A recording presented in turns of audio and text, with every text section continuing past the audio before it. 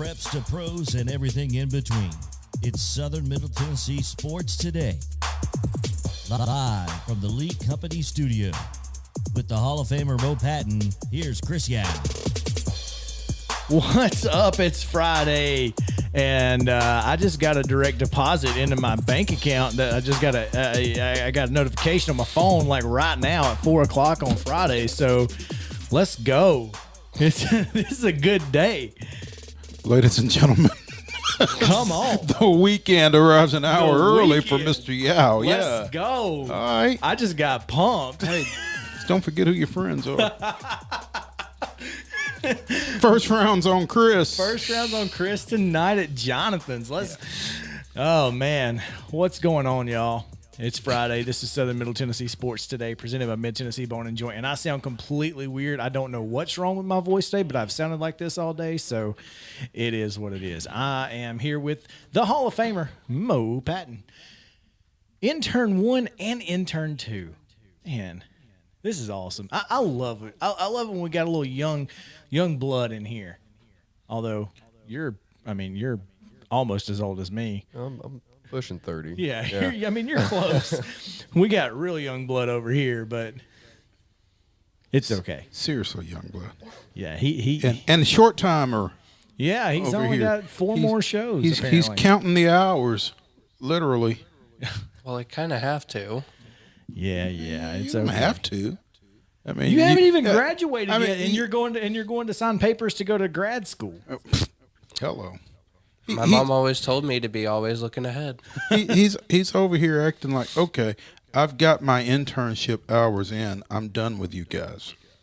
Yeah, Like, sir. No, that's not how this works. We're going to need you here every day, 4 to 6. Nah, it's... You said intern. We said indentured servants. Until further notice. Right. Oh man, it is Friday, and we're what nine minutes past the hour here, and it's a beautiful day here in Columbia. We've got the West 7th Cam showing you beautiful blue skies. If you're watching on Facebook, thank you. We appreciate it. J.W. Gordon, one of my longtime friends, says, "Can you please take the 2 p.m. slot on 102.5?" And I'm like, no, because George Plaster's on at 2 o'clock. Maybe he should just take over that. But instead, they have that guy. That's all I'm going to say. You know, I mean, somewhere somebody's telling somebody, hey, can you guys just take 4 to 6 on 101.7, please? You know, There probably is somebody out there. I don't know. That would infer that someone is actually, listening. So, no, I'm kidding. I know there's folks out there listening because, goodness gracious, great balls of fire. I'm good now. You sure? Yeah. All right. Oh, man, I hope you guys are having a fantastic day. And we are, because we've got a full show. And by a full show, I do mean a bunch of college football to talk about. It's not because we necessarily planned it this way, but my goodness, it's the end of SEC Media Days yesterday. Bombshell all week long since, Wednesday that we found this out? Wednesday I believe so. about 3:50. This comes down, and so we're going to talk UT Oklahoma because apparently it's going to be official within a week. Some interesting comments from different sources across the country, especially the Austin American Statesman. Some interesting stuff there. And also conference realignment because apparently Kansas is now talking to the Big Ten. So we'll get into all of that a little bit later. Then we've got the Braves, of course. Atlanta Braves, we'll talk about them. And we'll visit with ESPN's co-host of Marty and McGee, Ryan McGee, not Marty. So if you were looking forward to Marty, sorry. We have Ryan McGee. You were looking forward I was, to Marty. but if anybody else out there was also looking forward to hearing Marty, you will not. But Ryan is fantastic and will bring a ton of insight from SEC Media Days and probably a little bit about this OU Texas stuff too as well.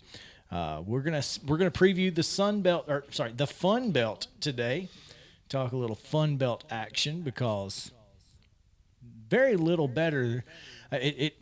The hierarchy of Group of 5 excitement is Maction on Tuesday, and then Fun Belt whenever that may happen. It's also sometimes on Tuesdays, but Wednesday, Thursday, Fun Belt action, and then anything that happens on Saturday.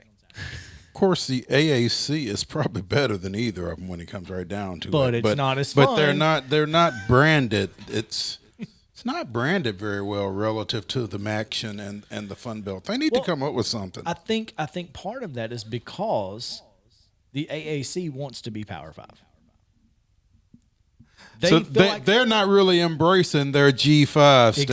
Exactly. They want to be P5 plus 1. they want to be this. Yeah, they want to be The little- MAC and the Sun Belt pretty Are well just know. like- Hey, we're G5. We get it. Like, hey, we know who we are. We're self-aware enough that, by George, we're going to put games on Tuesday night because you'll watch them because they're fun. We're going to have a good time. It may not be the best athletes in the world, but they're pretty darn good. Right. And they're all competitive. So let's go. I love that about MAC and Sunbelt action. It's fun. Yeah. It's fun football. So we're going to talk about them. We'll also talk to T. Willie in the final segment as well. Today's top stories. Ravenwood quarterback Chris Parsons has verbally committed to Florida State, and he hasn't played a down yet. Parson. I'm sorry. I meant Parsons committed to Parson apostrophe. Like Parson Has. is committed. yeah. Or has committed, yes. Yeah. Again, we've talked on these same airwaves about Chris Parson, the junior transfer from Texas, has local ties and really looks imposing in this picture on TomahawkNation.com. But and as you can tell from TomahawkNation.com, Chris Parson is committed to Florida State. Yeah, and I think that's a big get for Mike Norvell. You know, continuing to take advantage of some of the recruiting ties that he probably built while he was at Memphis, being able to get into Tennessee and get a kid, even though it's, like you said, a kid who is at a school in Tennessee that his next snap will be his first snap. But nonetheless, he is on Ravenwood's roster at this point and one of the top prospects in the class of 2023. You know, it's kind of like softball, really, in the sense that high school ball hasn't really mattered for him. It's what he's done at camps and what he's done, and just his skill set. Basically, you know, I know a guy who one time earned a college basketball scholarship by playing against a chair. Okay, so they saw the fundamentals that he had. They saw the ability that he had as an athlete, by simply playing against a chair. So if he's got the tools, he's got the size, maybe he's a gamer, maybe he's not. We'll find out later. But at this point, I mean, he seems to be every bit of what Rivals and other recruiting services have made him out to be. And what's interesting, though, Chris, you say he's got the size. He's listed 6 foot 190. When I was at MTSU, we had a fullback who was 6 foot 190. I mean, you know, and I don't know that he necessarily fits the mold of quarterback from a physical stature standpoint. I mean, I would think ideally they'd want him to be 2 or 3 inches taller, but you know, it sounds like he can really, quote, spin it. And I do love the spin. yeah. And again, he's put up some pretty good numbers at the 2 schools that he played at in Texas his freshman and sophomore year. Apparently, he is related to T-Buck, Terrell Buckley. Really? Yeah. So, according, again, to TomahawkNation.com. Well, apparently, if you're 6 foot tall, then you you apparently have the ability to spin it, because Chris Leak also was 6 feet tall. Is I had, that- I had to go look it up because I was thinking, I'm pretty sure that Chris Leak was 6 foot tall, and he's the number 4 all-time leading passer in the Southeastern Conference. Yeah, So- as we learned yesterday. Yeah, I didn't realize he was not any taller than that.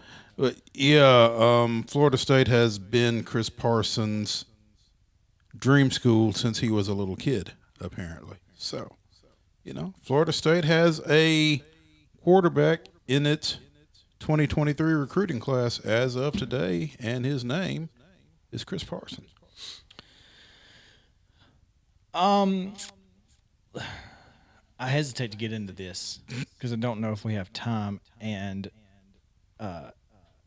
but We've got plenty of time later if you'd rather. we do, but we have to push the rundown because we got busy, and we did not.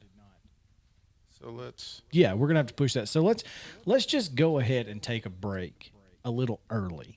That way we can come back and have plenty of time to talk about all of these things. But when we do come back, we're gonna talk about Oklahoma, Texas, and the apparent back channel negotiations that went on that have resulted in the Sooners and Longhorns apparently joining the Southeastern Conference.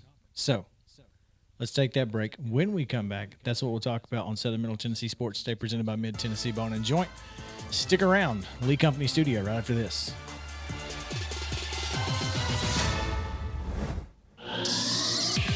Parks Motor Sales in Columbia has a large assortment of quality new and pre-owned cars, trucks, and SUVs, a trusted sales staff, and financing plans that fit any budget. Visit Parks once and you'll quickly discover why people all over Middle Tennessee have been buying vehicles there for more than 60 years. And factory certified technicians can service and repair your vehicle as long as you own it. Go to parksmotorsales.com or stop by the lot at 919 Nashville Highway and take a test drive today. Are you thinking about a new fence? Maybe you need a pole barn. Then you should give Sands Fence Company a call. That's 931-309-1644. Will Sands has built his business based on the principles of honesty, quality, and integrity. Sands Fence Company has been in business for over 20 years, providing the community with farm, residential, and commercial fencing, as well as pole barns and buildings. Call today for a free estimate. Sands Fence Company, 931-309-1644. 931-309-1644. Hi, I'm Steve, the garbage man. Have you been hauling your own garbage to the convenience center? Are you tired of doing it? Does your work schedule keep you from hauling it off regularly? Is your teenage son not taking it off like he promised when he got his driver's license? Do you have something better to do on Saturday? If any of these questions strike home to you, call the garbage man at 931-540-0919 and your problem will be solved. Do you know Tillis Jewelry creates custom one-of-a-kind pieces that are available in our store now? Hello, this is Rick Tillis, and that's right, we are known for our custom designs. We create jewelry using old mine cut or European cut diamonds to rare colored gemstones. We create these custom pieces for each season. I'm sure you can find something for yourself or a loved one. Stop by our showroom and try on a Tillis Jewelry custom piece today. Follow us on Facebook and Instagram to view our designs and much more. American Standard Heating and Air Conditioning is built to a higher standard, so you can focus on the problems in your life that actually matter, like the drywall that somehow isn't. American Standard Heating and Air Conditioning, built to a higher standard. Call Davis Heating and Cooling at 931-388-2090. Davis Heating and Cooling is your local American Standard dealer and proudly serves the Murray County area. Find Davis Heating and Cooling online and on Facebook or call today, 388-2090. For 40 years, Beck Dental Care has been the personalized and comfortable option for the health of your smile. The caring staff maintains a high level of safety protocols and attention to detail. Advanced technology provides your choice of sedation and the best of dental implant solutions to restore complete oral health. Open until 7 p.m. 2 nights a week. 931-388-8452. Beck Dental Care in Columbia, 1603 Rosewood Drive.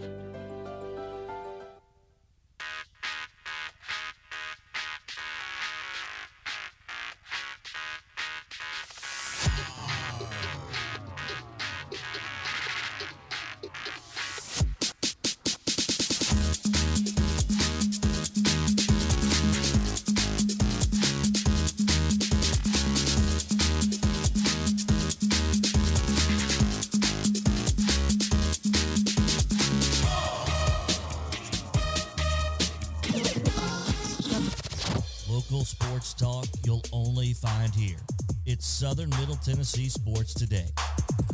Live from the Lee Company studio with the Hall of Famer Mo Patton, here's Chris Yao.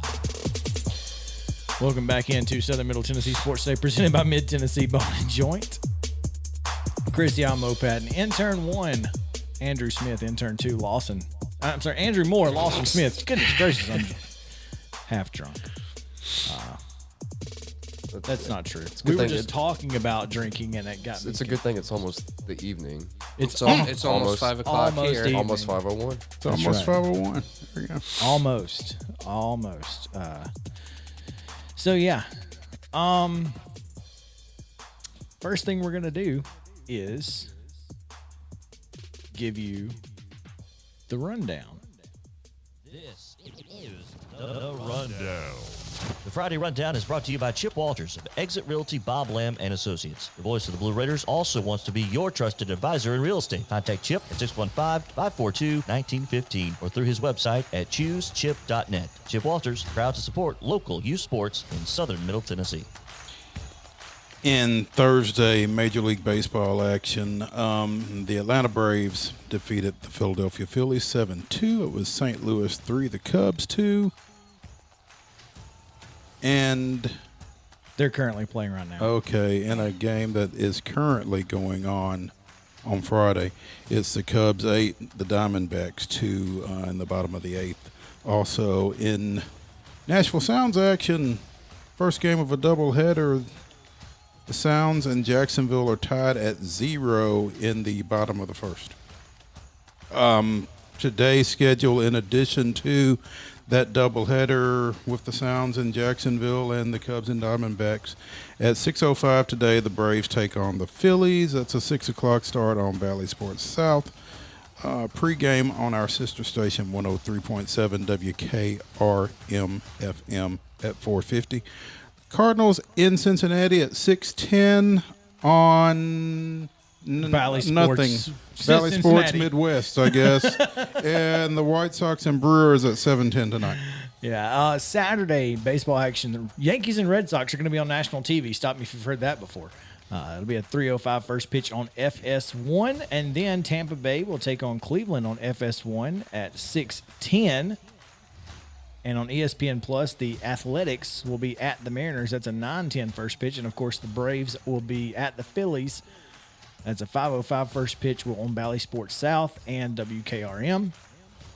And on Sunday, the Braves and Phillies complete the 4-game set, right?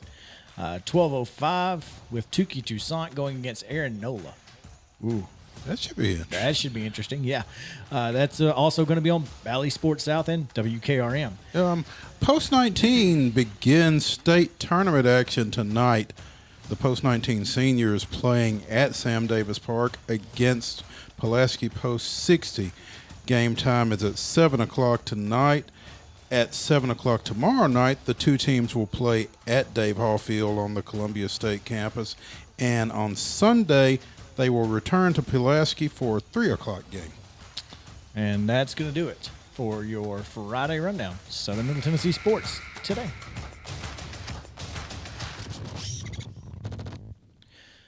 All right, now that we got that out the way, as someone would say, Steve Harvey, it's time to talk a little OU-UT because this is, I'm just going to read this out first and foremost. First thing I'm going to read, we'll talk about it from there, all right? Prominent Big 12 source tells the American Statesman, that's in Austin, and Kirk Bowles tweeted this. He is a columnist for said paper. The Texas OU move to SEC is almost done. Quote, they've been working on this for a minimum of 6 months, and the A&M leadership was left out of the discussions, was not told about it. The move could become official in a week.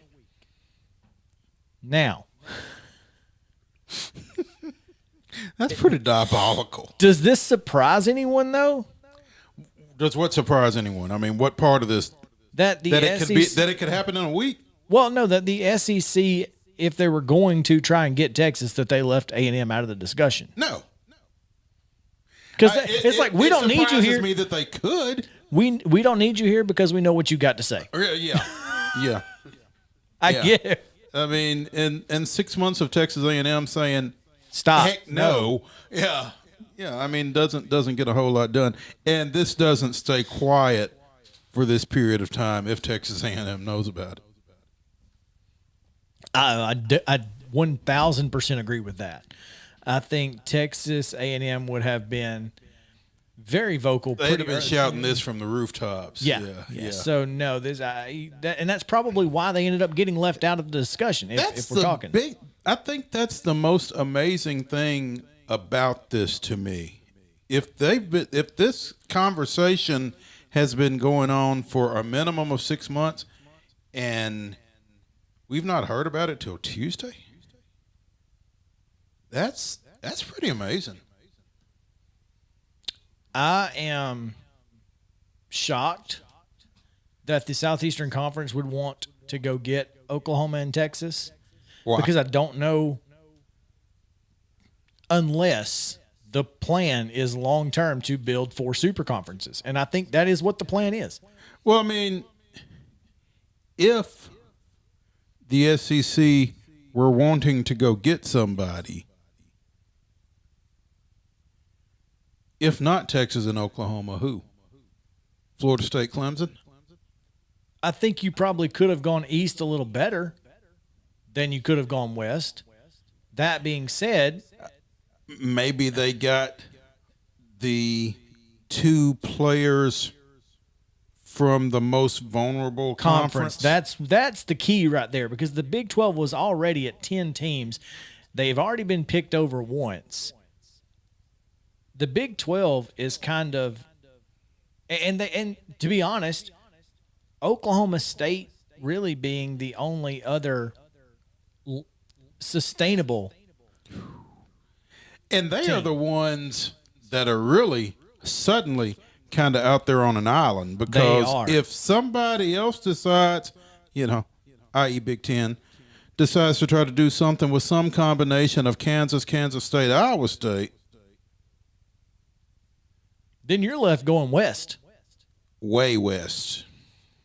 I mean, you're either going to the Pac-12 or you're going to the WAC. So the WAC is FCS now. It's Mountain West now, not WAC. The WAC no longer exists? It does. It's just an FCS conference. Really? Yeah. The Mountain West is what Boise and all of those are in. Okay. The WAC is what is partnering with the ASUN this year to make sure they have an auto bid to the FCS playoffs. Okay. So like Sam Houston State and all those teams. Anyway, I digress. But yes, the old WAC. I don't think that's what's going to happen here. And the reason I don't think that's what's going to happen is because I do believe that super conferences are coming. The Big Ten only needs 2 to get to 16. Which 2 do you pick? Because Kansas has got to be one of them, just for basketball purposes, if nothing else. I think. Or do you pick West Virginia up out of the Big 12 because they're right in the middle of your footprint? And Iowa State. West Virginia, Iowa State makes a whole lot more sense than Kansas, Kansas State.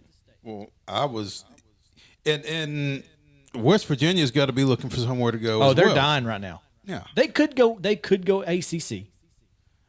I don't think West Virginia is a fit for the ACC. Well, I mean, if they got to go somewhere. Yeah, but I mean, they're definitely not a Big Ten fit. But I mean, you don't just show up if you're West Virginia and say, "Hey, we're joining your conference." I think if my forecast is right, and I didn't look in your crystal ball, it's a good thing. I've learned my lesson. Mm-hmm. Got your hand slapped, didn't you? But if 16-team super conferences are coming, the ACC is going to grab somebody. They're going to grab somebody. I'm just not sure they're going to grab West Virginia. I'm hoping they grab West Virginia and Kansas. Can you imagine Kansas, Duke, and North Carolina in a basketball conference? Come on. Yeah, Kansas in the ACC makes about as much sense as West Virginia in the Big 12. Exactly. I'm thinking the Big 12 tries to broker a Maryland return to the ACC and gets Kansas, Kansas State, Iowa State. The Big Ten, you mean? Yeah, what did I say? Big 12. My bad. Okay, that makes sense. I can see that, and a lot of. Well, I don't know. I don't know what's going to happen. What I expect. The only thing there is I don't know what markets other than Kansas City that necessarily brings to the Big Ten, which has got to be a concern. Well, the Big 12 doesn't have any markets outside of Austin. And they're losing that one. And they're losing that. So you're talking about TCU. You're talking about Baylor, Oklahoma State, Iowa State, Kansas State, West Virginia. Mm-hmm. That's 7 of the 8. Who's the other one? Texas Tech. Texas Tech. None of those have TV markets that you want to be in, except maybe Kansas State. None that you're trying to poach anybody to get into. Yeah. So all of those Texas schools with Oklahoma State are screwed. There's 2 things they can do. The Big 12 can either fold up shop and say, all right, it is what it is, or they can go get Houston. And they can maybe Memphis. Maybe Memphis. That's a song title right there. Maybe it was Memphis. Yeah, Maybe that's what I was it was thinking. Memphis, yeah. Pam Tillis. Yeah. TCU is in the Fort Worth, Dallas area. JP Plant is right. He's right there. There is. You that. don't really think about it though. You're right. Yeah. No. And but that is accurate. But TCU is the most attractive of everybody else. Dallas, Fort Worth, Gary Patterson. That's the most attractive. Football. Basketball. Obviously, Kansas is the most attractive team. Sure. And you've got to think about that. We're thinking in terms of football because football's the next thing coming up. Well, we're thinking about football because football is driving all of this. Oh, there's no question. I mean, I guarantee you nobody has asked Tim Corbin what he thinks about Texas baseball coming to the SEC. Maybe we should. Call him up. All right. Hey, Corbs, listen. You excited about playing baseball in Norman in I guarantee April? you nobody's asked your boy Patrick Murphy about Oklahoma coming. I actually thought about that, and I thought and Texas is really good too. I mean, Texas and LSU have a pretty big rivalry in softball. So Alabama, Oklahoma, same thing. So that could be fun to watch. But if you are the Big Ten, there's nobody left football wise. Iowa State is a one-off, right? I mean, right now they are. Kansas State, as long as they can hang on to Matt Campbell. Oklahoma State is the most longevity success, but Mike Gundy is the only reason they've had any success. Well, he's a man. He's 40. And he's way older than that now. That's the problem. I mean, he's 55. Right. He's not going to be there forever. So, and you don't have T. Boone anymore and all the money that he was putting into that program. So, what you have to think about is, do we do anything? Does the Big 12 just become the Big 8 again? At that point, are they a Power 5 conference in anything? I don't know. This will absolutely, completely shake up the world of college sports, because if the super conferences come, and I think they're coming, those Texas teams have got to go west. They've got to go west. And Iowa State or Kansas State is going to be stuck. One of those two are going to be stuck. Because Kansas brings you something. Kansas State and Iowa State don't bring you anything of long-term value. That's fair. I mean, that's a fair statement. Golly. I'm trying to visualize Texas Tech in the Pac-12 or Pac-16 or whatever it is. I think it would just be a north, south, east, west, and I think the Power 4 Athletic Association would be what it's going to be. The Pac-12, the ACC, SEC, and Big Ten. Those 4 conferences can break away right now, make 4 16-team conferences, create their own athletic association, and never have to deal with these small schools again. And that would be disastrous for the NCAA. Well, it would be disastrous for the NCAA. It would be disastrous for the football programs primarily that aren't in those 4 16-team conferences. And so if you are Memphis, if you are Houston, you're scrambling. UCF. Yeah. You're scrambling to get UCF into one of could go- those. I think UCF could go to the East. The East. ACC? I think they could. Look, the possibilities here are endless. But somebody's going to get left hanging. Somebody's obviously. going to be left hanging, whether it's Memphis and Houston and UCF, that AAC, Cincinnati, Louisville. I mean, you could take Cincinnati, Louisville off basketball if you're the Big Ten. Well, Louisville's in the ACC. Well, yeah, that's right. You could still take Louisville if you wanted to, if you were the Big Ten, and send Maryland back in if you want. I mean, I'm just saying. I think Maryland has got to be on upset alert with all this going on because, I mean, I don't think either they or Rutgers have really been a great fit. There you go. For the Big Ten. But I don't know that So they could Rutgers take really all 4. fits anywhere. So they could take all 4, tell Rutgers and Maryland to kiss it, and take Iowa State, Kansas, and West Virginia. Boy, that'd be something. You guys got anything to say here? You got any thoughts on this, Andrew? I was really just enjoying the back and forth. This that is was nuts. That was awesome. No, it may be the best segment we've ever had. It's a little. I guess it's a little weird to be It's a low bar. True. Potentially having Texas and Oklahoma in the SEC, but if there's 2 schools that can really make probably the best conference in college football even better, the SEC, it's going to be those 2 schools. It's those 2 schools, yeah. It's going to be those 2 schools. So. Unless you bring in Clemson or Florida Right. State. Those would really be the only 4 that would make sense. Right. So Yeah. yeah. Maybe Georgia Tech, but not long term. I mean, Georgia Tech just for old time's sake, really.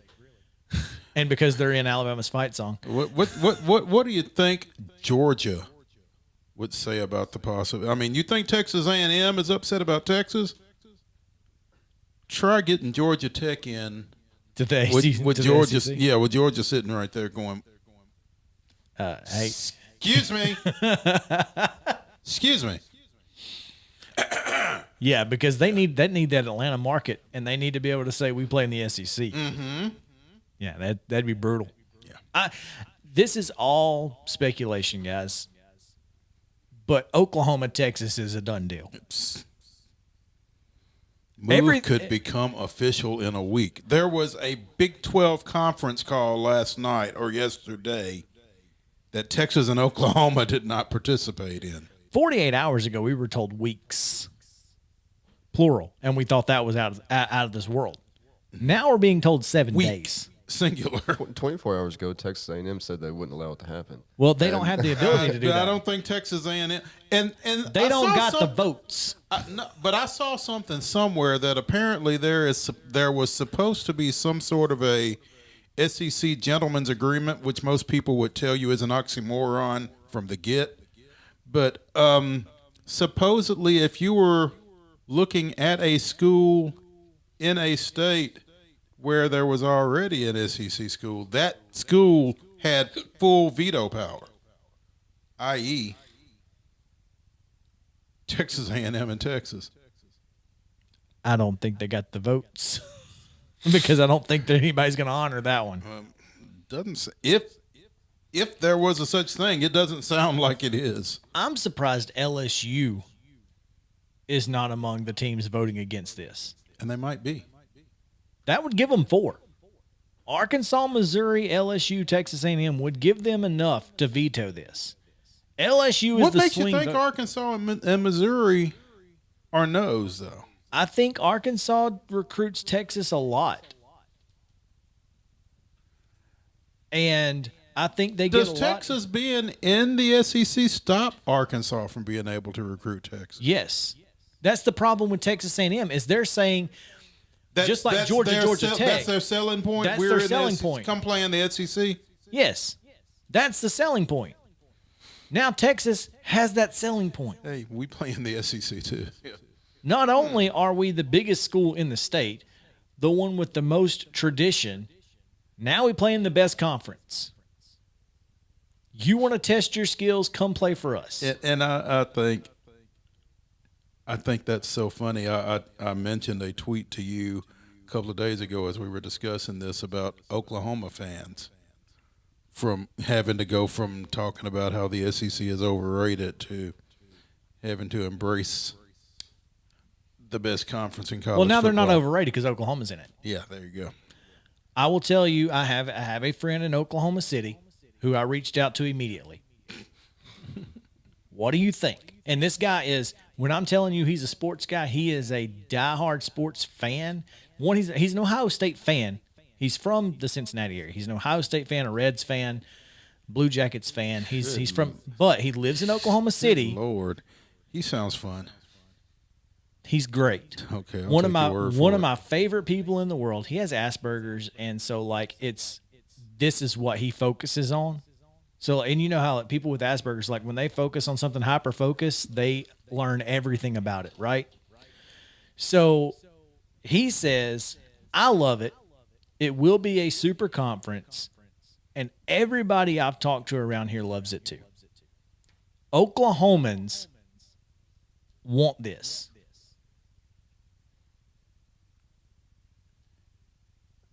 Which is intriguing. Yes, it is. No. Anyway, we will talk more about it probably with Ryan McGee at the top of the 5 o'clock hour. We're going to have to take a break because we've got to talk a little Braves. We've got to talk about some other baseball news, though. Big news out of Major League Baseball. So stick around. Southern Middle Tennessee Sports Today presented by Mid-Tennessee Bone and Joint. We'll be right back right after this.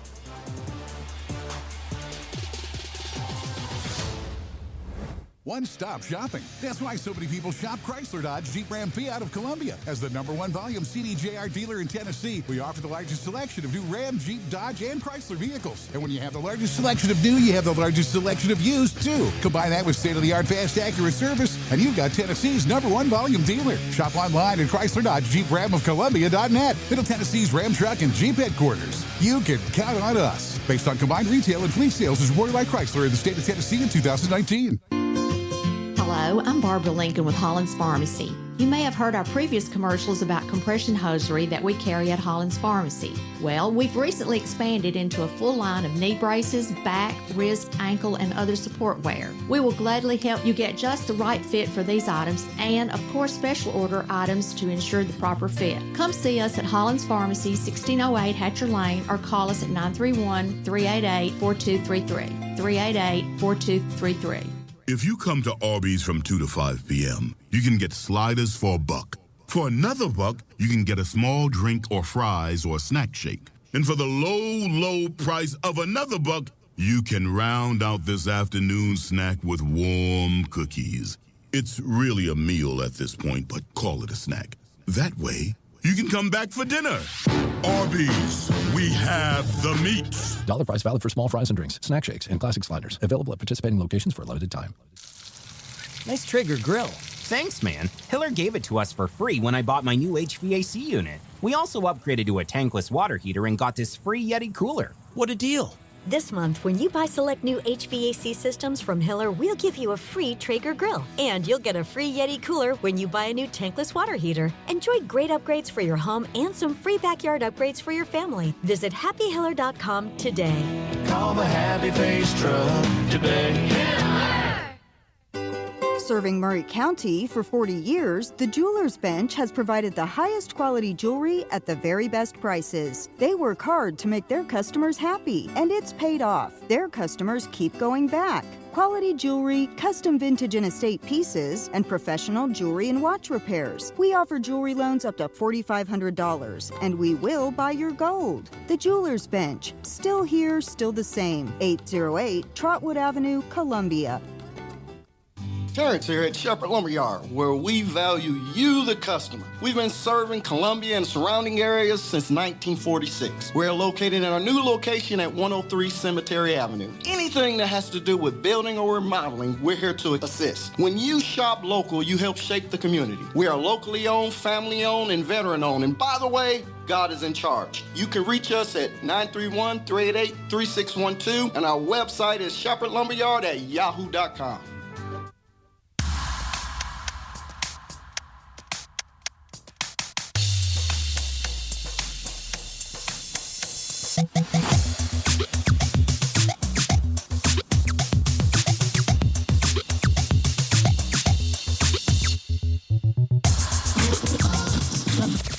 Covering the teams you care about. It's Southern Middle Tennessee Sports Today. Yeah, that's trash can juice. Speak for yourself. Once again, live from the Lee Company studio with the Hall of Famer Mo Patton, here's Chris Yao. We can't keep talking about this right now, but when we get to Ryan McGee at the top of the hour, Oh, trust me. the Oklahoma State president has some words. Imagine she that. got something to say. Imagine that. And this is fantastic. Dude, this is going to be so great. I can't wait. Oh, man. Right now, though, on Southern Middle Tennessee Sports Day, presented by Mid-Tennessee Bone and Joint, we come to you from the Lee Company studio in the Front Porch Sports headquarters of WKOM 1017 FM.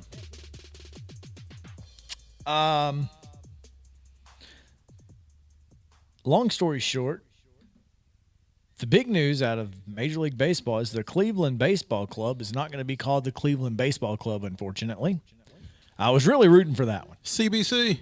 I was really rooting. I think they were worried about people thinking it was CDC, and you know they don't have the best reputation Not these across days. half the world. So, the Cleveland Baseball Club is out. The Cleveland Indians are out, but they only have to change half the jerseys. You have to take the I and D off and put guard on there. And so now it's the Cleveland Guardians. What are they the guardians of? Your thoughts? As I said earlier off the air, World Series droughts. Guardian of them? As I look at an article posted on CNN.com earlier this afternoon, it's a great name. When you understand the backstory, it makes more sense. Let me explain it to you this way, Lawson. Let me explain it to you this way. It's the exact same thing the rest of the world said about the Tennessee Titans. We get it because we know that the Parthenon is down the street. But everybody else doesn't. But everybody else understand doesn't it. get it. The choice of Guardians draws inspiration from Cleveland's architectural history. The Guardians of Traffic are the large Art Deco statues that adorn the Hope Memorial Bridge that connects the city's west side with the east side. So, and you can see from the stadium. ballpark. You can see the bridge from the ballpark, or the ballpark. You can see from the ballpark from the bridge. when you're- Yeah. Guardians reflects those attributes that define us while drawing on the iconic Guardians of Traffic just outside the ballpark on the Hope Memorial Bridge, according to who is it Paul Dolan? Yeah, team owner Paul Dolan said. So, Okay. The name is great. I like it. I don't have a problem with it. The logo is trash can juice.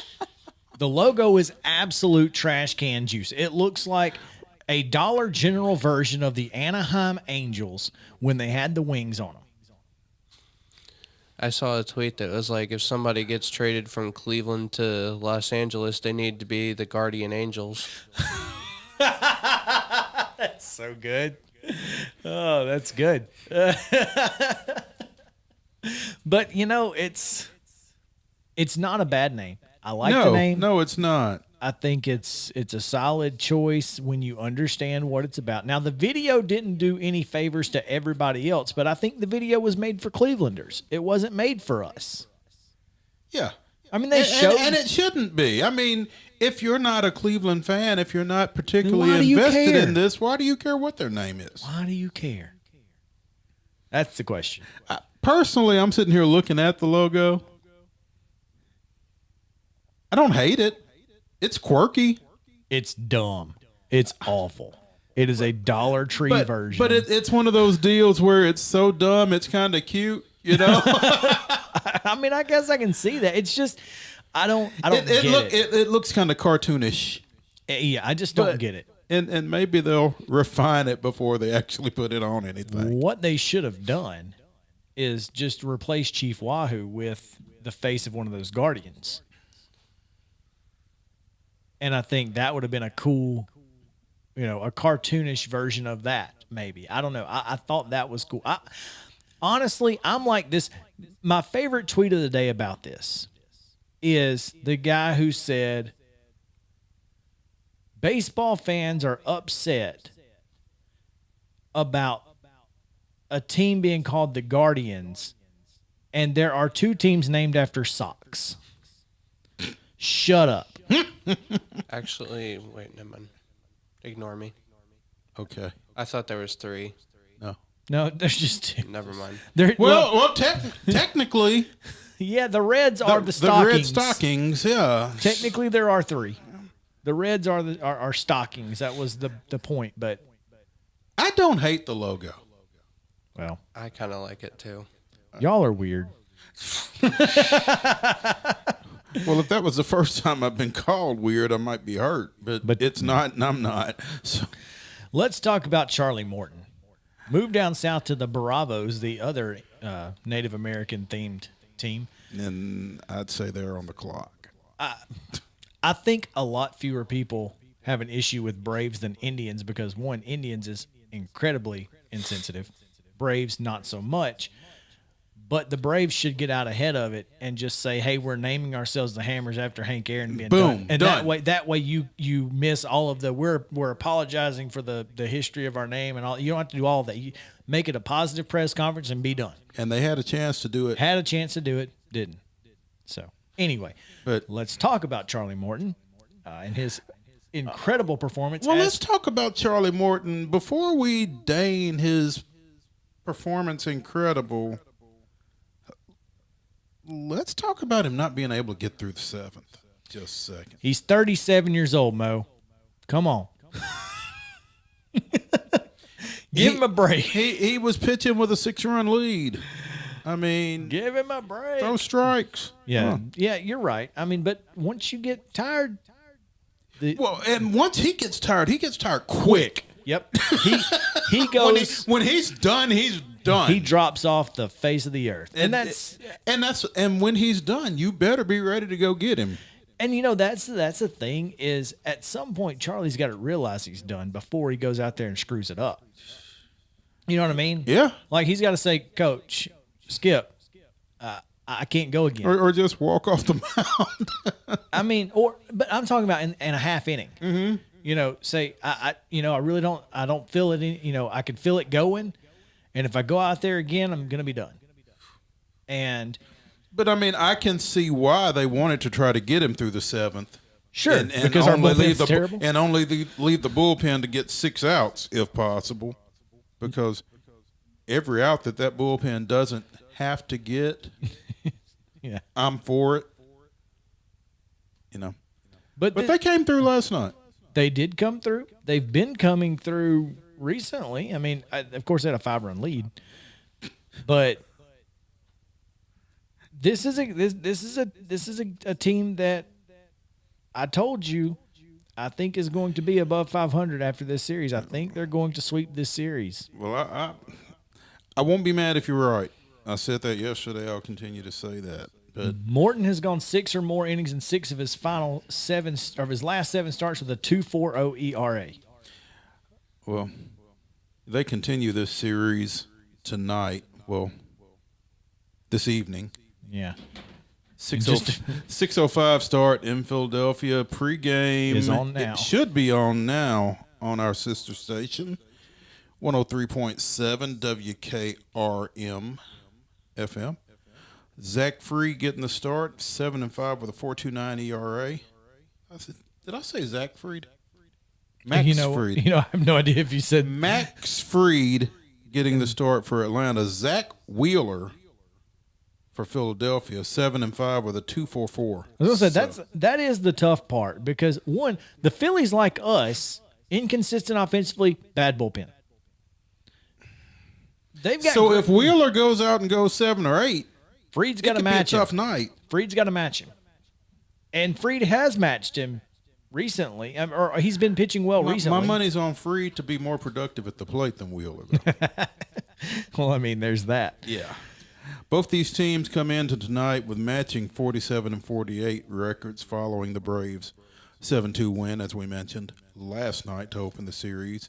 Dansby Swanson with a grand slam, Orlando Arcia with a solo shot, and, as we mentioned, Morton 6+ before turning it over to the bullpen. I do want to mention, the grand slam, his first in his career. I thought that was interesting. I want to mention that Ronald Acuna underwent surgery and it was successful, so that's positive. It's good news for him. But other than that, give us this damn Braves history. This day in Braves history on July 23rd, 1988.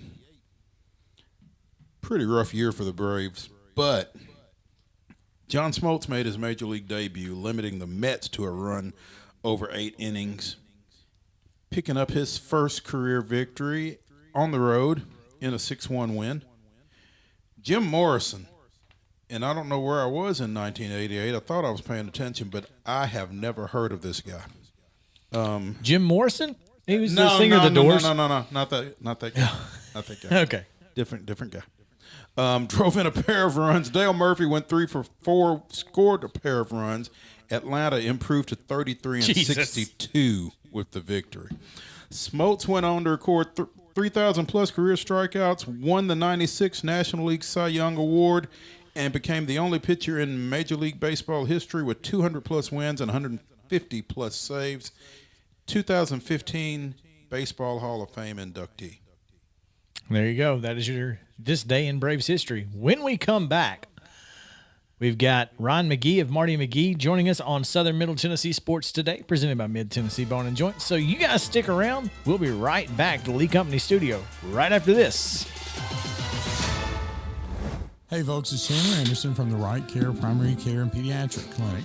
Folks, we are open from 8 a.m. to 6 p.m. Monday through Thursday. We provide pediatric care, primary care, and even urgent care if you need to get in during those hours. Our provider there is Kelly Kelly. She does DOT exams as well as well woman exams, and she does our pediatric well child physicals. So folks, if you're looking for the right care and a provider that's not going anywhere, come see us at the Right Care Primary Care and Pediatric Office. Hey, this is Derek Ransom with 10 Pin Alley, voted #1 family entertainment center in Murray County. We offer 32 bowling lanes, giant arcade, laser tag, bumper cars, and a full cafe and bar menu. We also specialize in group events, kids and adult birthday parties, company parties, sports team parties, and holiday parties. We're located at 322 East James Campbell Boulevard in Columbia. Call us today at 931-381-BOWL or visit us at 10pin.com. 10 Pin Alley, it's where the good times roll.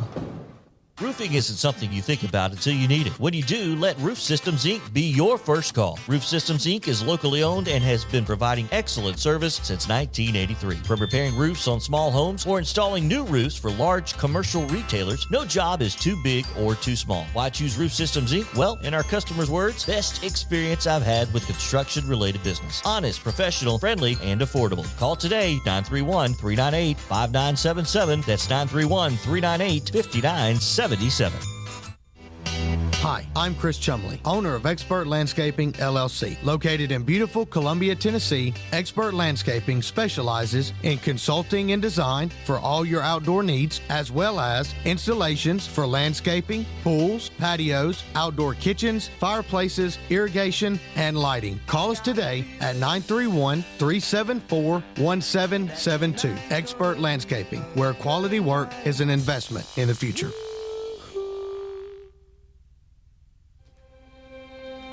This is Del Kennedy, owner of Kennedy Broadcasting Company, operator of WKRM, historically 1340 AM, now 103.7 FM, and WKOM, 101.7 FM.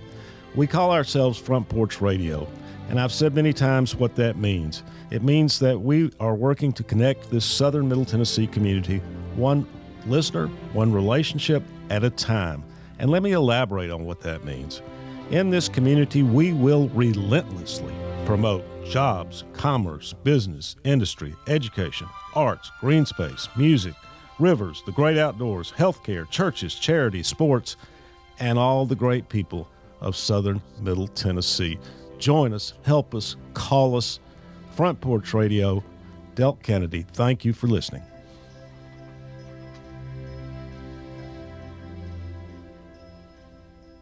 On Southern Middle Tennessee Sports Today, weekdays from 9 to 11 right here on WKOM 1017. You never know who's going to stop by. One of the leading voices, certainly in the Southeast, on college football, John Bryce with FootballScoop.com. We have with us this morning Mike Keith, voice of the Titans. TSSAA Executive Director Bernard Childress. New York Times best-selling author of Three Ring Circus, which dropped yesterday. Mr. Jeff Pearlman. The voice of the Blue Raiders, Chip Walters, joining us. AP Tennessee sports editor, three-time Tennessee Sports Writer of the Year 2020 TSWA Hall of Famer. She covers the Titans, the Predators, the Grizzlies, college football, and hoops. Please make welcome Teresa Walker. High school sports is what we do, but it's not all we do. Don't forget about Top 5 Tuesday and Wild and Wacky Wednesday. Be sure and check us out from 9 to 11 a.m. on Southern Middle Tennessee Sports Today. 1017 WKOM.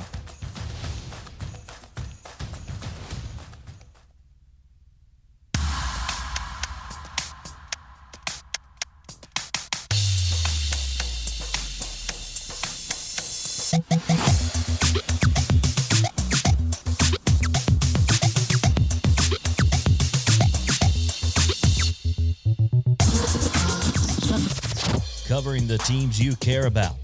It's Southern Middle Tennessee Sports Today. Yeah, that's trash can juice. Speak for yourself. Once again, live from the Lee Company studio with the Hall of Famer Mo Patton, here's Chris Yao. Welcome back into Southern Middle Tennessee Sports Today, presented by Mid-Tennessee Bone and Joint. Coming back to the Lee Company studio. Just pretend like you didn't hear that 9 to 11 reference in the in the last promo.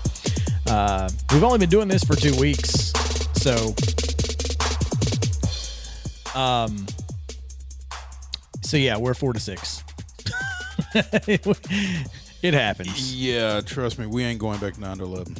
Good evening to you folks who are on your drive home on this Friday, ladies and gentlemen. The weekend. That promo was going to need a little extra help anyway, because we're gonna have to add this next guest to the list, and Ryan McGee joining us on the phone line now. And here's the cool thing is, Ryan, if we add you to that promo, you're on a pretty tall pedestal there. Jeff Pearlman, Teresa Walker, some of the greatest names in sports journalism, and I think you fit right in. Well, let's see how this call goes first. Well, now, I'm just going to tell you, Ryan, Chris is buttering you up right now.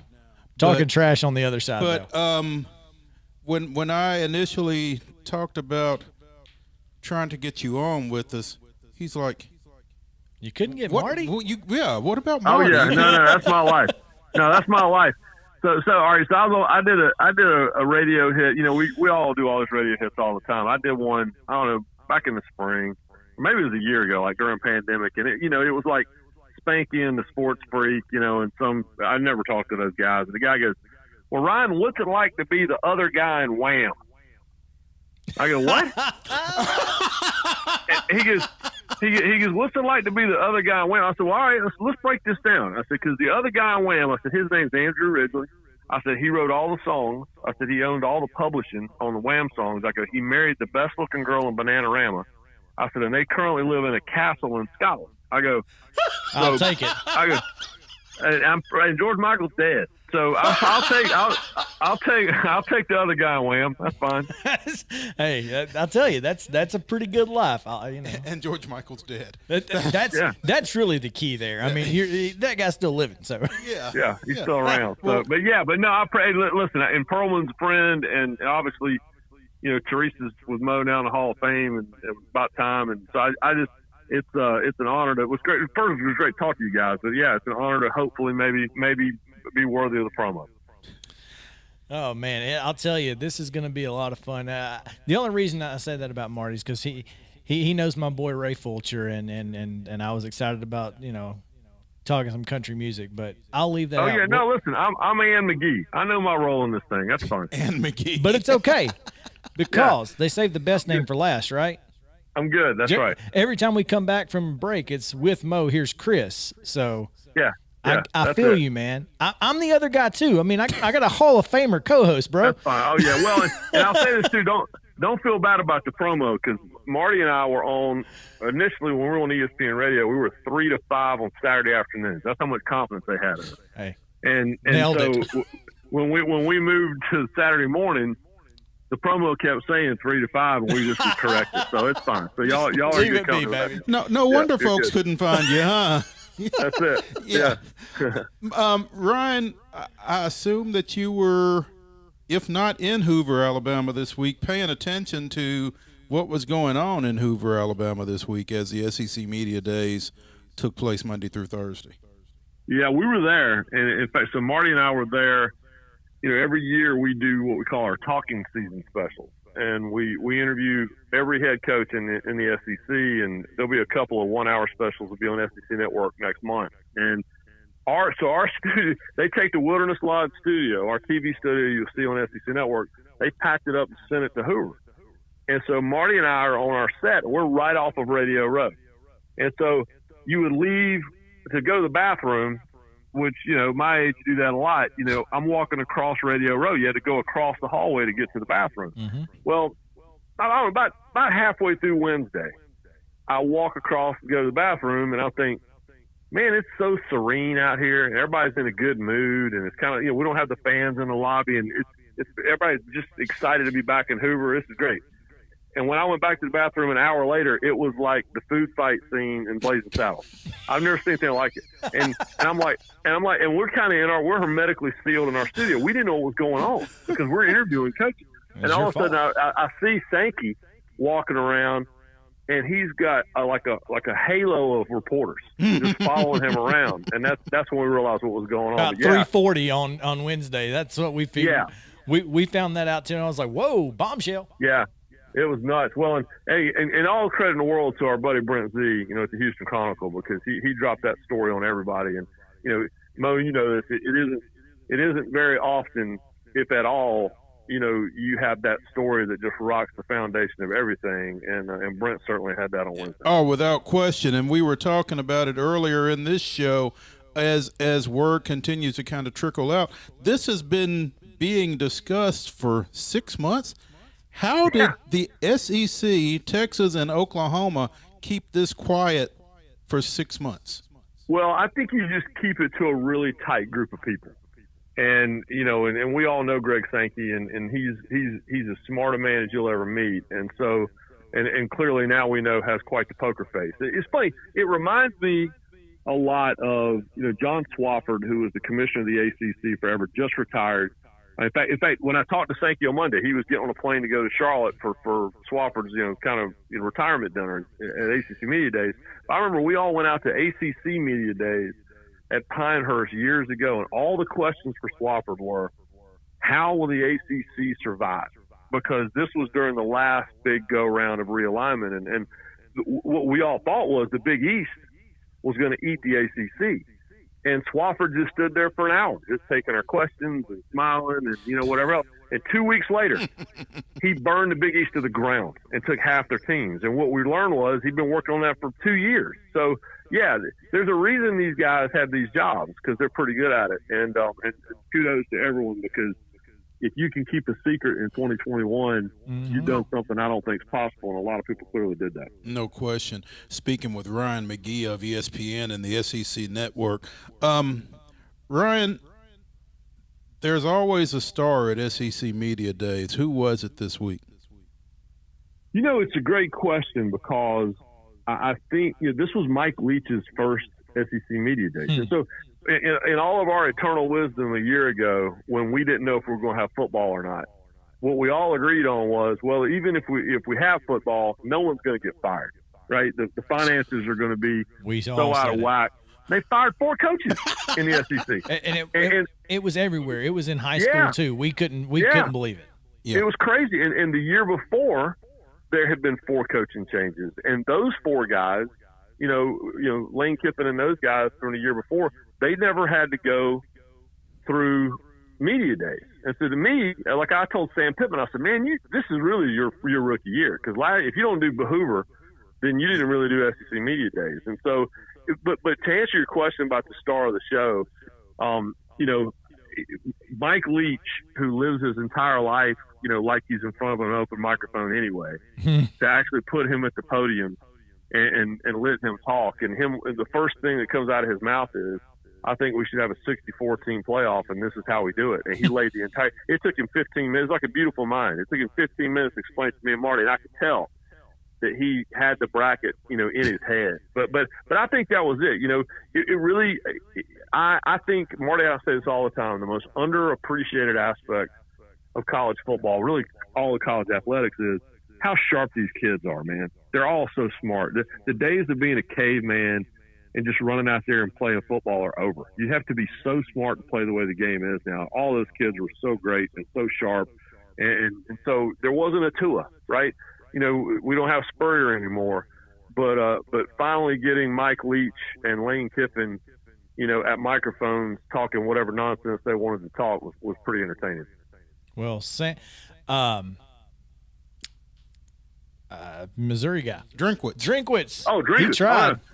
Yeah, well, and I'll say this about Drink. I've known him for a long time. You know, he was at NC State for years, and I live here in North Carolina. And you know, his 1 year at App State when they should have gone undefeated, and it's still, you know, only had a 1 loss. You know, that was his first year as a head coach, and I spent time with him. And yeah, I'll say this about Drink. He got a little too comfortable. Like when he did his interview with me and Marty, he was I could feel his SID about ready to jump the rope and say, "Coach, quit cussing," because he got so comfortable. So I like him a lot, and that's what, and you know, Sam Pittman never really got, you know, people. Those of us who cover the sport and had interviewed him all those years at Georgia, we all knew who he was, and now he has a chance to talk. And what's cool is that these guys, you know, they're excited to be there. They're nervous. Sam Pittman was a nervous wreck, but he just kind of spoke his mind. And so the new guys, Josh Heupel excluded, the new guys really didn't have their filters on yet. And for me, that was refreshing. I think Josh has kind of gotten he got put through the ringer pretty early in this Tennessee situation, but you know, with the coup d'etat and all. Well, and he's great. And you know, I think by the end of the day he was there, but he just was you know, he kind of you go into those things, like I say, Sam Pittman told us, he goes, "Guys, I'm so nervous right now." And I think you go into those things just make you more worried about not saying the wrong thing, you know, than just saying whatever's on your mind. But I think that but I'll tell you this, I mean, not to speak ill of the dead, but Heupel was already way down the road better than Jeremy Pruitt ever was. Well, that's because, again, Josh has been a head coach, and Jeremy was, well, Jeremy. And again, love Jeremy Pruitt. Was a big fan of his. And if he was sitting right here talking to us, he'd be great. But media days were not his thing. Not his best foot forward there. Ryan McGee with ESPN/SEC Network. Ryan, who was it that asked the Alabama coach how he wanted to be referred to? Brett McMurphy. Who do you think? Oh, it was Mac. Okay. Yeah, it was Mac. I mean, as soon as he walked in, and you know, old Brett's not above finding the sore spot on your arm and just poking it all day long. And so all day long he was, not only was he kept going back to it, but he followed him around. I think he kept track of who referred to him as coach and kept tagging Deion Sanders in it. So in the post. So yeah, it was. I love Brett, but he ain't above irritating somebody, and I thoroughly enjoy it when he does. It's always fun to see that kind of thing. Yeah. You know, what are your thoughts having sat through 4 days of SEC Media Days, Ryan? You know, obviously Alabama's Alabama, but besides that, what are your quick and dirty expectations this time around? Well, I think that, in full disclosure, I mean, Marty and I went out to College Station a couple of weeks ago working on a different project, and we got some one-on-one time with Jimbo, and this was in June. And you guys know this, when you talk to a coach during spring practice, everything's great and the workouts are going great and everything's great. And then when you talk to them in media days, we're excited. But when you talk to them in June, they're pretty honest with you. There's nothing going on. They're about to go on vacation. And so you can tell if a coach is blowing smoke or if he isn't. And all I know is that 3 weeks ago in College Station, Jimbo Fisher sat right at us and told us how he felt about the team. And I think he knows they have a chance to win the whole thing. And, they came within, they had that one loss. And it wasn't a great loss, but they had that one loss, and they wish they could have 1 6-minute stretch back in that Alabama game. And they feel like they should have been in the college football playoff. So I think they're close. And there's going to be a lot of focus on Georgia, and there should be, because JT Daniels is really good.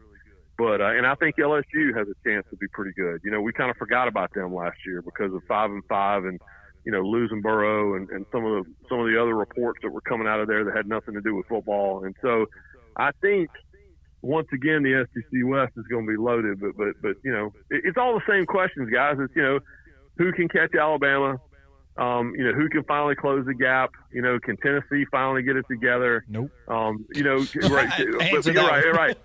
But is this the year Georgia finally, lets its fans scrape the 1980 national championship stickers off the back of their truck? Those are it's always the same questions. But it was just, honestly, I think the takeaway from Hoover was everyone's so relieved to be there, which is hilarious. No, you've never seen a bunch of grown men so excited to be in a mall in suburban Birmingham in your life, but everybody was, and it was, and that even went to us who were working, but there's still work to do, and I think the coaches know it, and they can't tell these players go get your shot, but they can bring in every doctor they know to tell the players to get their shots, and as a result, I think most of them will have them. That's good. That's good to know. I mean, honestly, after what we saw in the college baseball and the College World Series, I was there, and I kept talking to coaches. I kept referring to it as the North Carolina State effect. And Kirby Smart was very pointed. Kirby said, you would think, because of what I witnessed, in Omaha and what happened in NC State, he said, you would think every coach would be like, all right, well, we ain't doing that. Everybody's going to get their shots. And not every coach is doing that. I mean, listen, the NFL's got a mess going on today, and it's going to be worse by the time they get to camp with this stuff. But the coaches can't mandate it unless the school mandates it. And you're talking 13 of 14 schools in the SEC are essentially run by the state. So to do that, they got to go to the government. They got to go to the governor's office. And in our part of the country, that's probably England to green list. So it's up to the coaches to figure out a way to get around that. And, oh, by the way, there's no open dates. There's no makeup dates this year. And that was Greg Sankey's way of saying, and listen, it's just reading the policy. All right. So in Omaha, University of Texas is not exactly the stronghold of vaccinations, right? And the University of Texas showed up. Everybody on that team had their shots. And the reason was because, regardless of health or politics or whatever you want to talk about, it's the easiest path competitively. They were tested before they got on a plane. They were tested when they got to Omaha, and the next time anyone will be tested is they showed symptoms. So just from a hassle standpoint, this is the way to go. You think Nick Saban is going to lose a chance to play for a national championship because guys didn't get their shots? Not a chance. Not a chance. And if you want to take a stand on this as a coach or as a player or whatever, you go right ahead. Because the closer we get to kickoff, the more it feels like the sports will go on and leave you out this year. Well, apparently, though, Ryan, and you have to step out of the SEC, but apparently there is a coach who is. Yeah, what is Nick Rolovich out at Washington State thinking? Yeah, and you know what? See you later. And I know his boss. And I know the AD there well enough to know that he ain't gonna put up with that. And so it's just, and then the flip side of that is, here in Charlotte where I live, just yesterday, that the head coach of BC, he said that everybody on his team is vaccinated, and he said that he had one player who didn't want to do it, and so he helped him figure out how to use the transfer portal.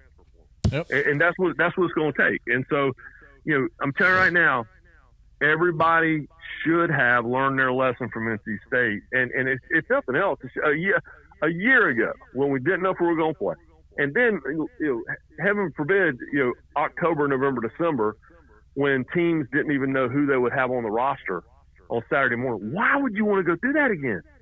I don't understand. And, if you've got a real reason not to do it, there are plenty of people that are going to hear you out. But if you think it's because, the 5G tower is going to control your body through a microchip, then you know what? I probably don't want you, playing middle linebacker to me anyway. There you go. I mean, that's the bottom line. There you go. I look forward to the phone calls tomorrow, Marty McGee, after saying that. Yeah, well, luckily, nobody listens to our show, Ryan, so we're good. But no, we appreciate you taking some time with us today and talking a little bit about SEC Media Days. We're actually going to come back from a break, and we're going to hear from Max the Axe Bell, who was at SEC Media Days as well on 740 The Pylon. Wes Blankenship is fantastic. So.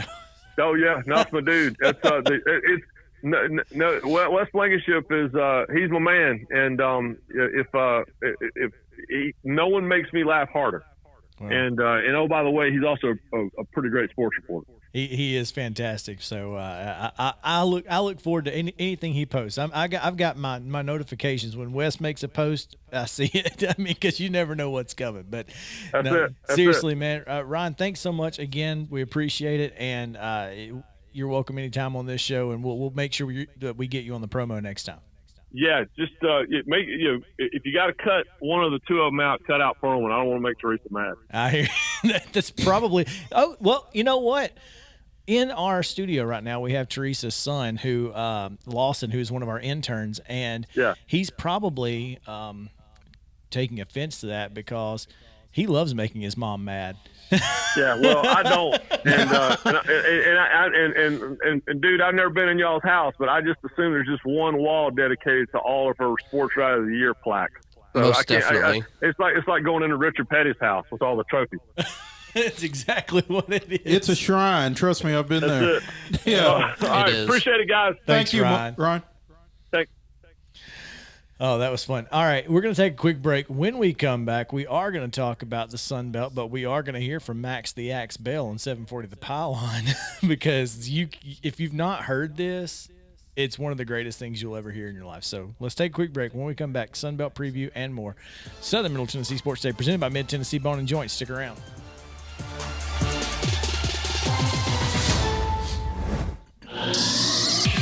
Parks Motor Sales in Columbia has a large assortment of quality new and pre-owned cars, trucks, and SUVs, a trusted sales staff, and financing plans that fit any budget. Visit Parks once and you'll quickly discover why people all over Middle Tennessee have been buying vehicles there for more than 60 years. And factory-certified technicians can service and repair your vehicle as long as you own it. Go to parksmotorsales.com or stop by the lot at 919 Nashville Highway and take a test drive today.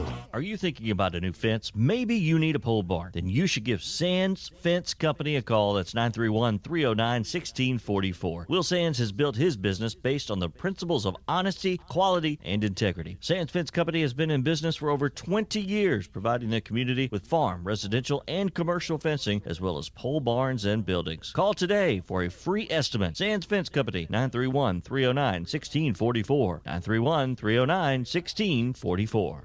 Hi, I'm Steve, the garbage man. Have you been hauling your own garbage to the convenience center? Are you tired of doing it? Does your work schedule keep you from hauling it off regularly? Is your teenage son not taking it off like he promised when he got his driver's license? Do you have something better to do on Saturday? If any of these questions strike home to you, call the garbage man at 931-540-0919 and your problem will be solved. Do you know Tillis Jewelry creates custom one-of-a-kind pieces that are available in our store now? Hello, this is Rick Tillis, and that's right. We are known for our custom designs. We create jewelry using old mine cut or European cut diamonds to rare colored gemstones. We create these custom pieces for each season. I'm sure you can find something for yourself or a loved one. Stop by our showroom and try on a Tillis Jewelry custom piece today. Follow us on Facebook and Instagram to view our designs and much more. American Standard Heating and Air Conditioning is built to a higher standard, so you can focus on the problems in your life that actually matter, like the drywall that somehow isn't. American Standard Heating and Air Conditioning, built to a higher standard. Call Davis Heating and Cooling at 931-388-2090. Davis Heating and Cooling is your local American Standard dealer and proudly serves the Murray County area. Find Davis Heating and Cooling online and on Facebook or call today, 388-2090. For 40 years, Beck Dental Care has been the personalized and comfortable option for the health of your smile. The caring staff maintains a high level of safety protocols and attention to detail. Advanced technology provides your choice of sedation and the best of dental implant solutions to restore complete oral health. Open until 7 p.m. 2 nights a week. 931-388-8452. Beck Dental Care in Columbia, 1603 Rosewood Drive.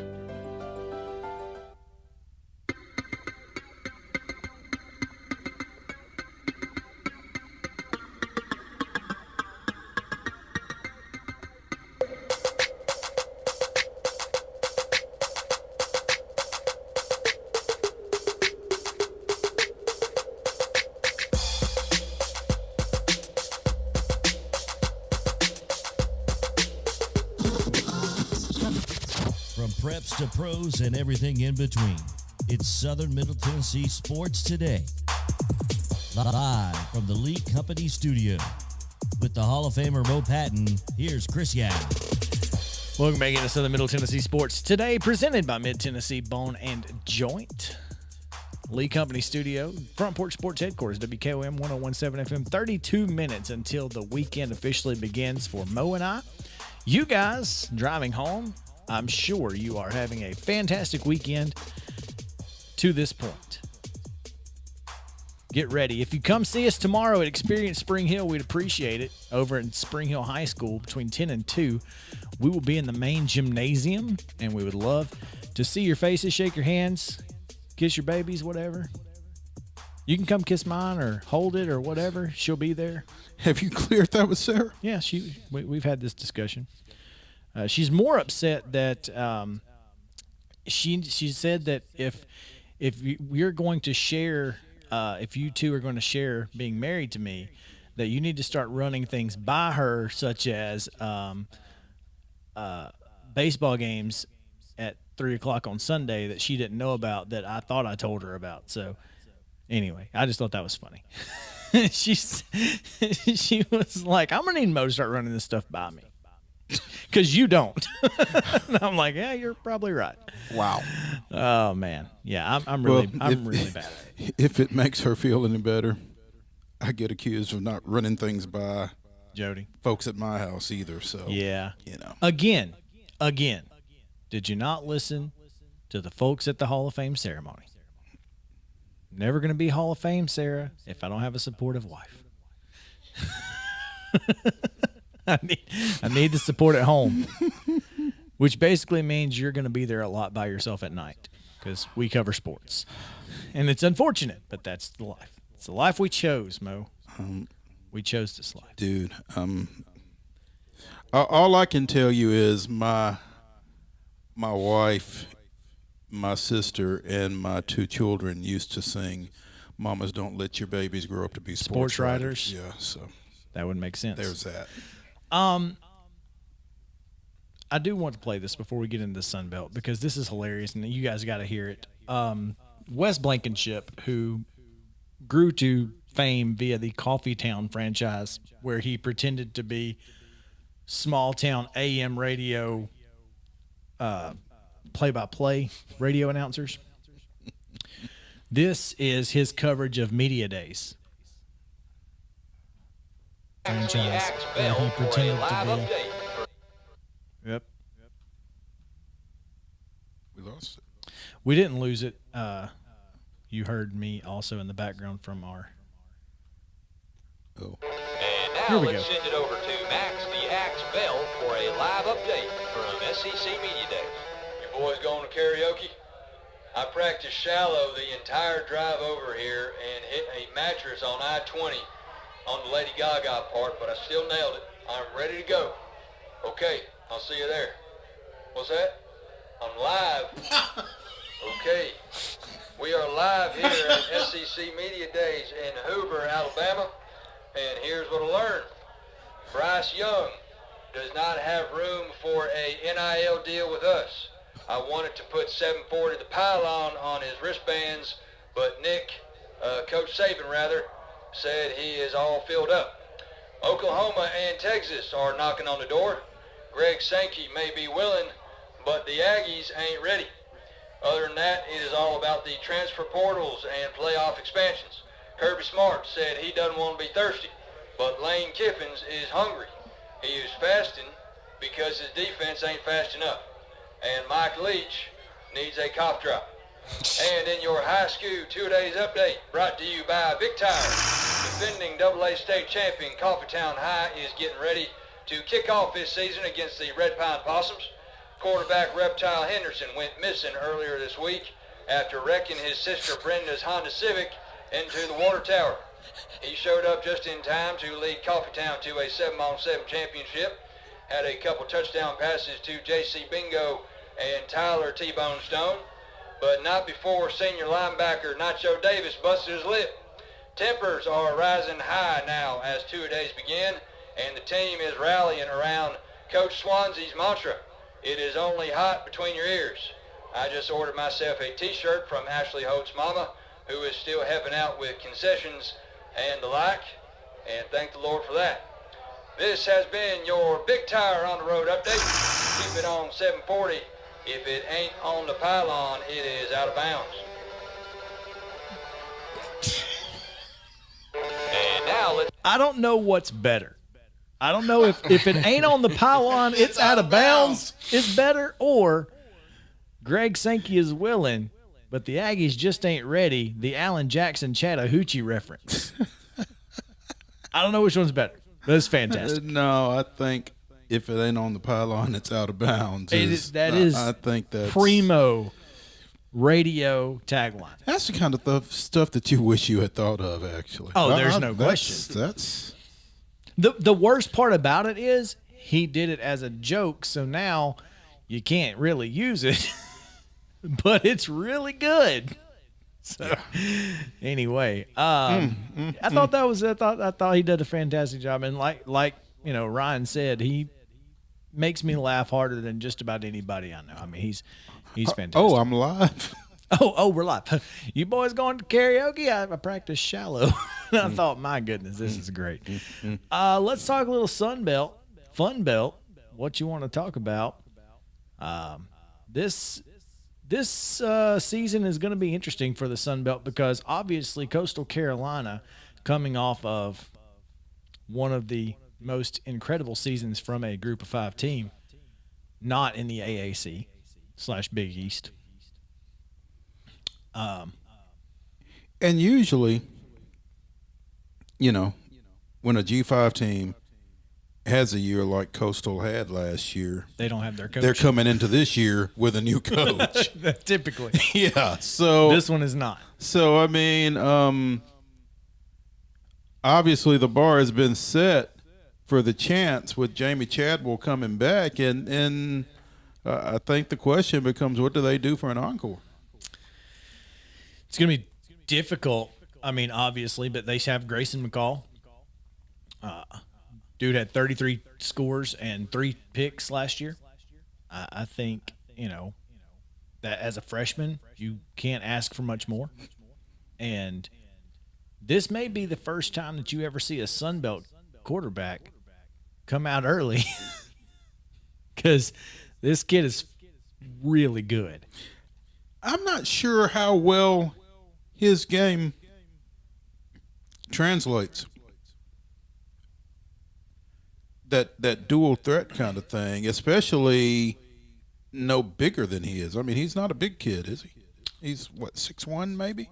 Well, apparently 6 foot is... well, it's good enough to get you signed or committed to Florida State, yeah. I don't know. I think that's interesting. Like you said, he was clearly quite productive.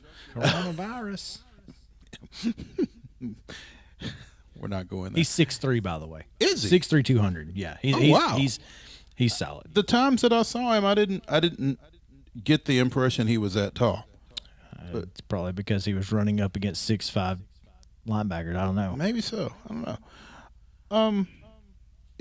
I just think it'll be interesting to see if he can replicate that. I mean, 33 scores and 3 picks. That's not bad. The biggest problem for Coastal is that they're in the same division with App State. Yeah, App State, though, does not have Hewitt-Trussville alum Zach Thomas at quarterback this year. And he was a big, big part of that offense. Now, obviously, App State is one of those teams that reloads. They don't rebuild. They reload over there. They always have. So, yeah, you're right. I mean, they got a transfer quarterback in Chase Bryce, who is a former Clemson and Duke quarterback. Clemson and Duke. So and now he's at App State. He just keeps making his way up. just keep going. Up the coast, huh?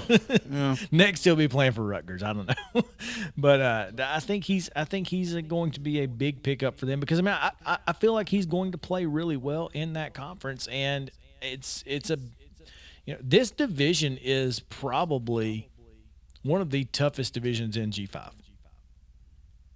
Yeah, because Georgia Southern's got some tradition. Georgia State has come on. Troy is in this division. Yeah, that's tough. And the other side is not quite as daunting. Doesn't feel like. Yeah, after those 5 teams, you've got in the West you've got Louisiana, which is Lafayette, but don't call them that. Don't call them. It's like calling UAB Alabama Birmingham. They get pretty upset. They really do. But Arkansas State, that is a team that I think, with Butch Jones as their coach, I think they could be a problem in this conference because we all saw what Butch Jones did at Cincinnati and was it Central Michigan? Mm-hmm. Guy's pretty good at this level. He is Gus Malzahn type guy. Maybe not uber successful at the highest level, which obviously Malzahn won a championship, but that's neither here nor there. But Butch Jones can coach at this level. It'll be interesting from the standpoint that I don't know what talent Butch walked into over there. Well, he's got about 20 transfers. Good Lord. Yeah. Okay. I think there are, 3, 4, 5, 6, 7, 8 pretty big transfers on the offensive side alone, including 2 quarterbacks, James Blackman and Brady Martin. I don't know where they came from. James Blackman. Was he at Florida State at one time? He very well could have been, actually. They'll have to outduel Lane Hatcher, though, who threw for 2,000 yards last year, 19 touchdowns. So I'm not sure if that's going to matter much, but they did get an offensive lineman, running back, a couple running backs, and 3 wide receivers. So if they didn't have a lot of talent, perhaps those guys can bring it. Hang on. Yeah, James Blackman was at Florida State. He's transferring to Arkansas State, has 2 years of eligibility remaining.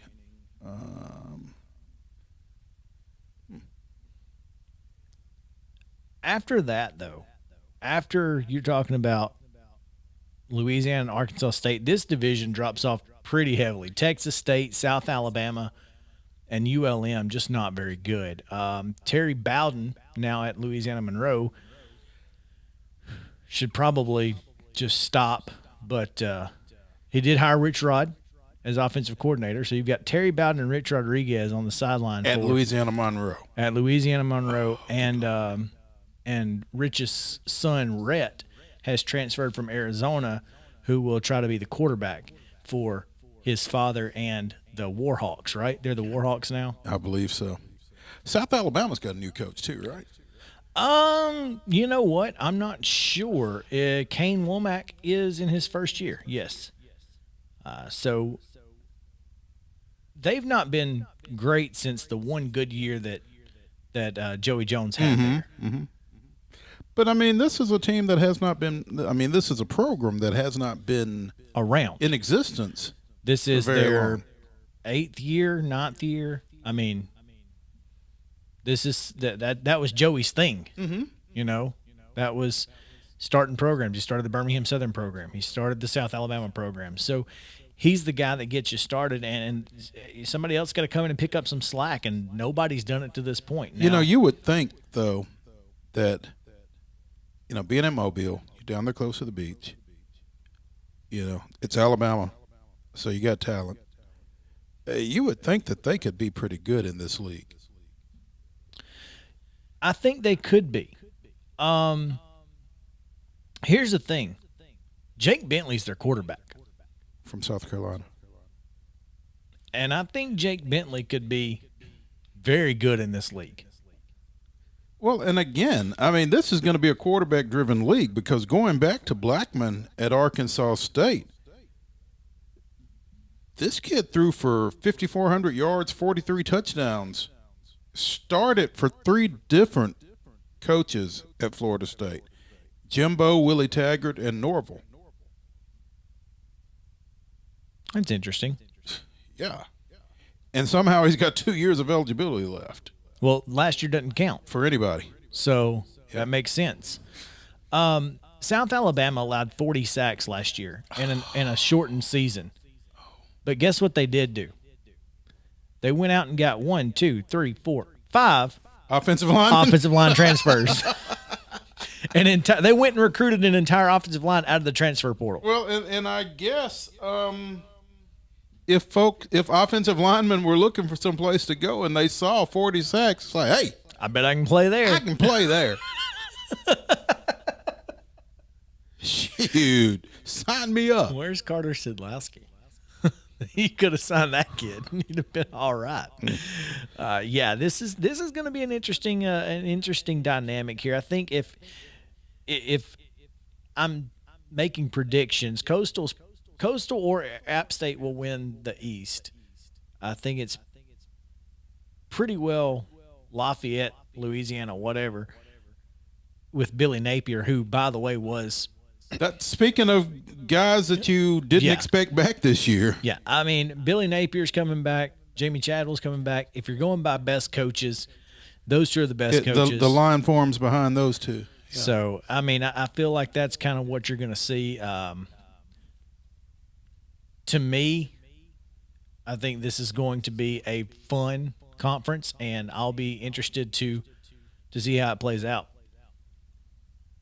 Yeah, I mean, again, after the year that Coastal had last year, I think there's going to be a lot of eyes on them to see if they can come close to duplicating that and how long Chadwell's around. If they can duplicate it, he's gone. He's got to be, right? You would think. Because, and that's the thing. I mean, he's got to be gone if they can duplicate it, because what happens a lot of times is guys stick around too long. Especially at that level, because it's so hard to continue that, to keep that success. And so if you hit it big a couple of years in a row, you better take advantage of it. Or the next thing you know, you look up and you've gone 5-6, 4-7, 5-6. I don't think they're going to have to worry about that. Yeah. They got the Citadel at home. Kansas comes to town. Kansas is going to Conway. Somebody must have shown them where Coastal was on the map. That's right. They heard Coastal and said, "Hey, especially from Lawrence." Exactly. So that's on a Friday night on ESPN2. Bet I know where they'll be on Saturday. At the beach. Win or lose, we're going to the beach. Buffalo, they'll travel to Buffalo in September, so at least you don't have to be there in the winter. UMass is at home. La Monroe. UMass coached by former Dixon County player Walt Bell. Oh, that's cool. La Monroe at home. Arkansas State on the road. That'll be a tough one. That may be their toughest game until they get App on the road, which is they've got Arkansas State, Appalachian State, and Troy back to back to back. Then they've got Georgia Southern on the road, Georgia State at home, Texas State, and South Alabama to finish out the season. That's a pretty favorable schedule. Can do some damage. I think so. We've got to take a break. We are way past one, so we're going to do that. When we come back, we will talk to T. Willie on Southern Middle Tennessee Sports Today, presented by Mid-Tennessee Bone and Joint. Stick around. One-stop shopping. That's why so many people shop Chrysler, Dodge, Jeep, Ram, Fiat of Columbia. As the #1 volume CDJR dealer in Tennessee, we offer the largest selection of new Ram, Jeep, Dodge, and Chrysler vehicles. And when you have the largest selection of new, you have the largest selection of used, too. Combine that with state-of-the-art, fast, accurate service, and you've got Tennessee's #1 volume dealer. Shop online at Chrysler, Dodge, Jeep, Ram of Columbia.net. Middle Tennessee's Ram Truck and Jeep headquarters. You can count on us. Based on combined retail and fleet sales as reported by Chrysler in the state of Tennessee in 2019. Hello, I'm Barbara Lincoln with Hollins Pharmacy. You may have heard our previous commercials about compression hosiery that we carry at Hollins Pharmacy. Well, we've recently expanded into a full line of knee braces, back, wrist, ankle, and other support wear. We will gladly help you get just the right fit for these items and, of course, special order items to ensure the proper fit. Come see us at Hollins Pharmacy, 1608 Hatcher Lane, or call us at 931-388-4233. 388-4233. If you come to Arby's from 2 to 5 p.m., you can get sliders for $1. For another $1, you can get a small drink or fries or a snack shake. And for the low price of another $1, you can round out this afternoon snack with warm cookies. It's really a meal at this point, but call it a snack. That way, you can come back for dinner. Arby's, we have the meat. Dollar price valid for small fries and drinks, snack shakes, and classic sliders. Available at participating locations for a limited time. Nice Traeger grill. Thanks, man. Hiller gave it to us for free when I bought my new HVAC unit. We also upgraded to a tankless water heater and got this free Yeti cooler. What a deal. This month, when you buy select new HVAC systems from Hiller, we'll give you a free Traeger grill. And you'll get a free Yeti cooler when you buy a new tankless water heater. Enjoy great upgrades for your home and some free backyard upgrades for your family. Visit happyhiller.com today. Call the Happy Face Truck today. Serving Murray County for 40 years, the Jewelers Bench has provided the highest quality jewelry at the very best prices. They work hard to make their customers happy, and it's paid off. Their customers keep going back. Quality jewelry, custom vintage and estate pieces, and professional jewelry and watch repairs. We offer jewelry loans up to $4,500, and we will buy your gold. The Jewelers Bench, still here, still the same. 808 Trotwood Avenue, Columbia. Terrence here at Shepherd Lumberyard, where we value you, the customer. We've been serving Columbia and surrounding areas since 1946. We're located in our new location at 103 Cemetery Avenue. Anything that has to do with building or remodeling, we're here to assist. When you shop local, you help shape the community. We are locally owned, family owned, and veteran owned. And by the way, God is in charge. You can reach us at 931-388-3612, and our website is shepherdlumberyard@yahoo.com.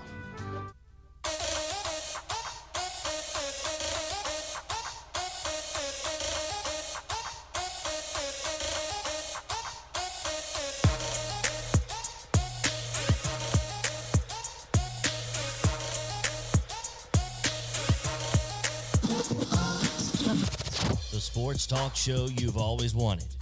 It's Southern Middle Tennessee Sports Today. From preps to pros, live from the Lee Company studio. With the Hall of Famer Mo Patton, here's Chris Yao. Welcome back into Southern Middle Tennessee Sports Today, presented by Mid-Tennessee Bone and Joint. Chris Yao, Mo Patton, Andrew Moore, Lawson Smith in studio with you here today. Real quick, I know I said something. I mentioned this earlier, and I don't want to get into it because we've talked ad nauseum, but we will probably continue to talk about it. But Dr. Casey Shrum, the president of Oklahoma State University, tweeted today, "We are disappointed by the lack of engagement and transparency from our colleagues at OU over the past months on a matter with serious ramifications for our state. We have historically worked together to advance our state and address issues based on a partnership built on trust. To that end, we will continue to work with purpose to the advancement of our state and the betterment of our fellow Oklahomans. In the ever-changing college athletic landscape, we will continue to honor our values and ethics as we continue the next steps. Our commitment to our student athletes is top of mind, and their best interests will be represented prominently. We enjoy a proud athletic heritage with more national championships than any other Big 12 university. We will aggressively pursue the opportunities ahead. So she's pretty ticked about not getting some, at least a heads up. So anyway, as she should be, because Oklahoma State and Oklahoma worked really hard to stay together the first time around when this all kind of came down.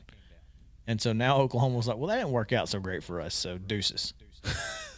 Whatever. Hey, sometimes you got to. Sometimes you got to. Want to mention, we typically have Jeff Ham of the Nashville Sounds on with us on Fridays. Didn't quite work out today for a number of reasons, one of which the Sounds are currently playing.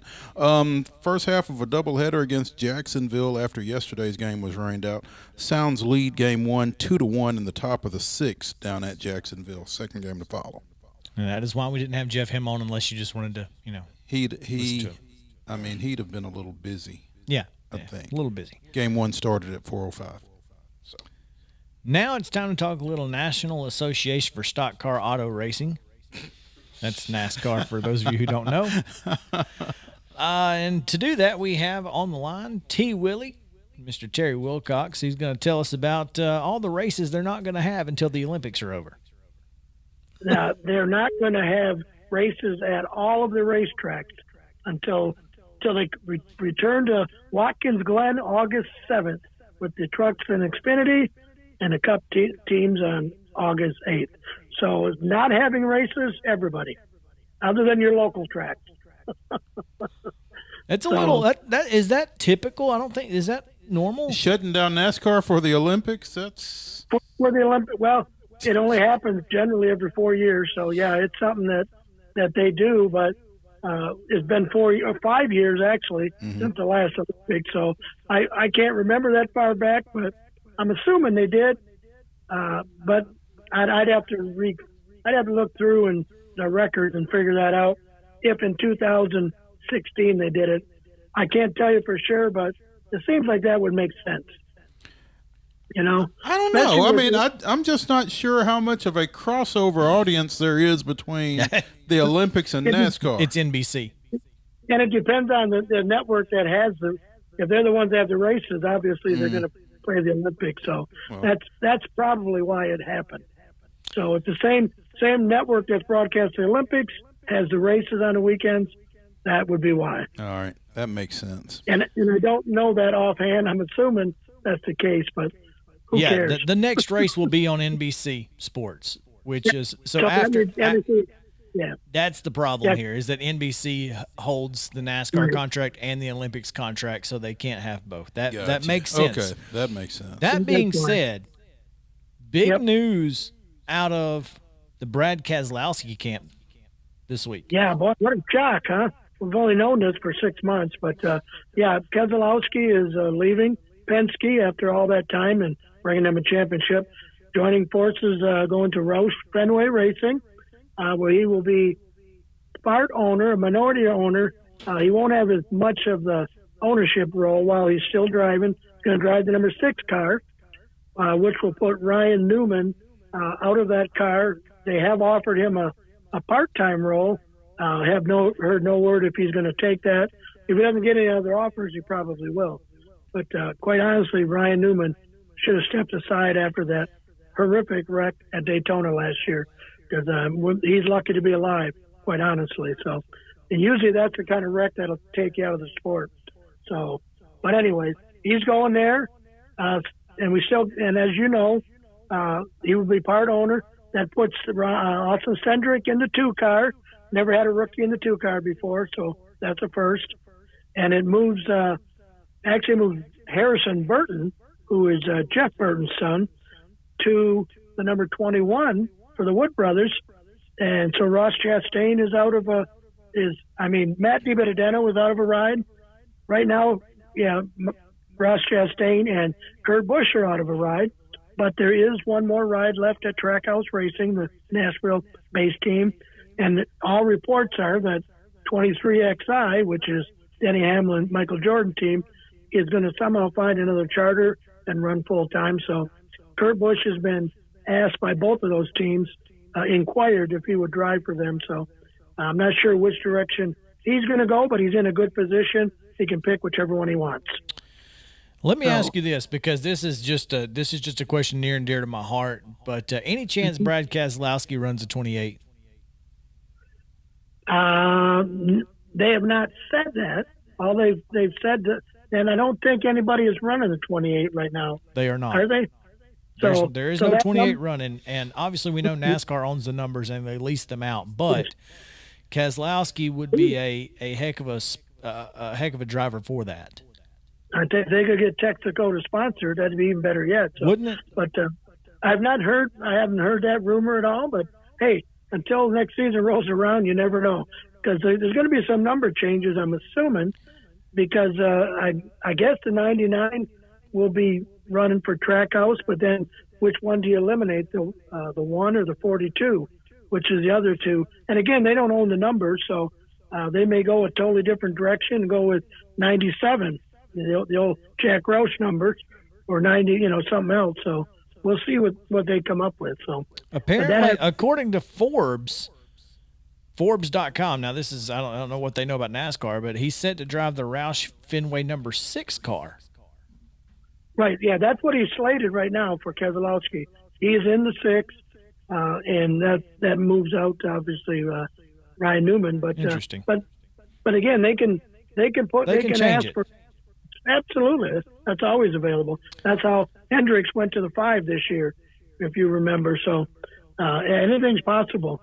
So, but that's again, they're off until the weekend of August 7th and 8th, when they'll be in Watkins Glen. There's only 4 races remaining in the Cup Series until their playoffs. 13 different winners. The 3 non-winners who right now are eligible are Hamlin, Harvick, and Tyler Reddick.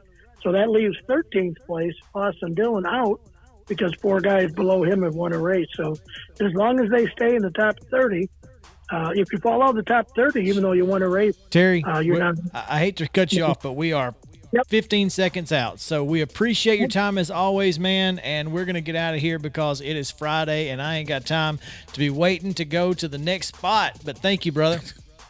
You're welcome. Did you know that the 2 E's and B are silent? Oh, brutal. The 2 E's and B are silent. Folks, we're out of here. Southern Middle Tennessee Sports Today, presented by Mid-Tennessee Bone and Joint. Y'all have a great one. Stick around. Come back Monday, 4 o'clock. We'll see you there.